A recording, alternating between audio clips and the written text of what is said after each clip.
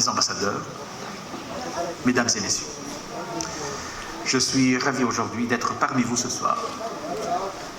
Je voudrais vous remercier pour votre invitation pour prendre part à la commémoration du 70e anniversaire de la construction européenne et vous adresse mes félicitations les plus chaleureuses à cette occasion et vous transmets également celle de son Excellence, Monsieur le Président de la République.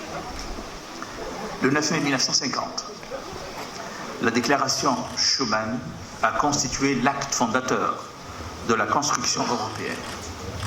Il y a 72 ans, un projet de paix et de prospérité économique a été initié au lendemain de la Seconde Guerre mondiale.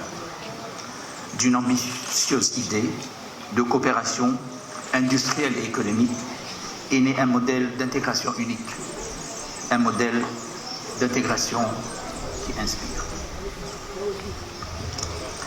Des idéaux de paix, de prospérité, d'échange et de solidarité que nous avons en partage continueront d'aiguiller notre partenariat stratégique. Et c'est dans cet esprit que je me félicite de la qualité de notre coopération qui n'a cessé de se développer au fil des décennies à la faveur d'un dialogue politique constant et d'une coopération exemplaire dans la région. La dynamique qui a marqué ces dernières années le partenariat tuniso-européen s'est ainsi traduite par les 2 visites de Monsieur le Président de la République à Bruxelles ou encore le récent déplacement en Tunisie du commissaire européen à l'élargissement et au voisinage. Je voudrais saluer à ce propos le soutien que l'Union européenne a pu mobiliser en urgence pour notre pays afin de lui permettre de surmonter les défis socio-économiques.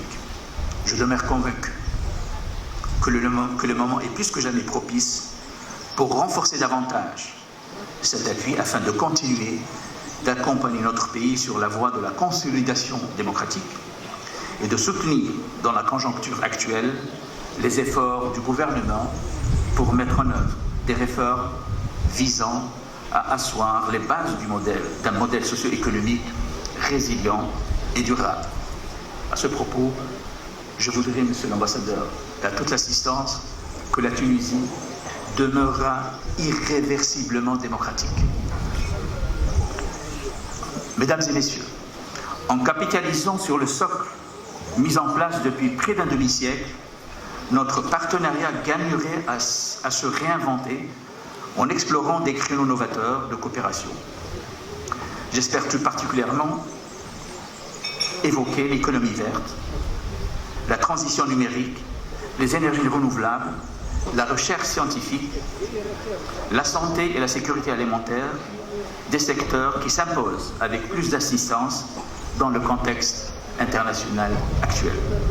Et je me félicite également de la dimension humaine que revêt notre partenariat et que nous sommes résolus à réaffirmer.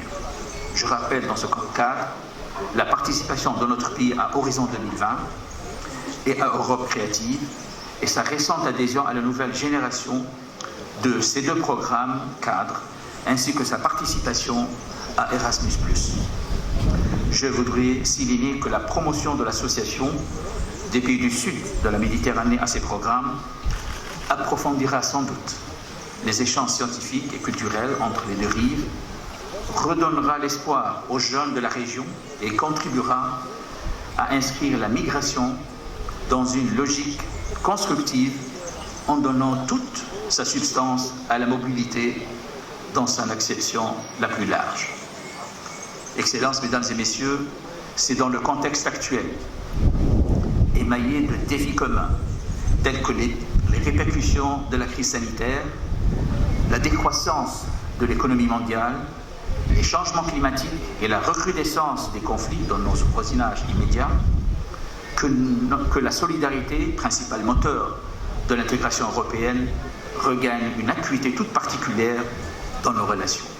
Ainsi, cette réalité géostratégique est-elle venue confirmer, encore une fois, toute l'importance que revêt le voisinage sud de l'Union européenne ainsi que la centralité de la notion de proximité et de voisinage en termes de stabilisation, de sécurité et surtout de croissance. Je ne saurais terminer mes propos sans rappeler qu'il nous incombe de continuer de porter ensemble, dans un esprit de solidarité, de co-responsabilité et d'humanité, l'aspiration de faire de la Méditerranée un espace de stabilité, de prospérité partagée et d'échanges humains et culturels. Et je vous remercie, Monsieur l'Ambassadeur, et vous tous pour votre attention.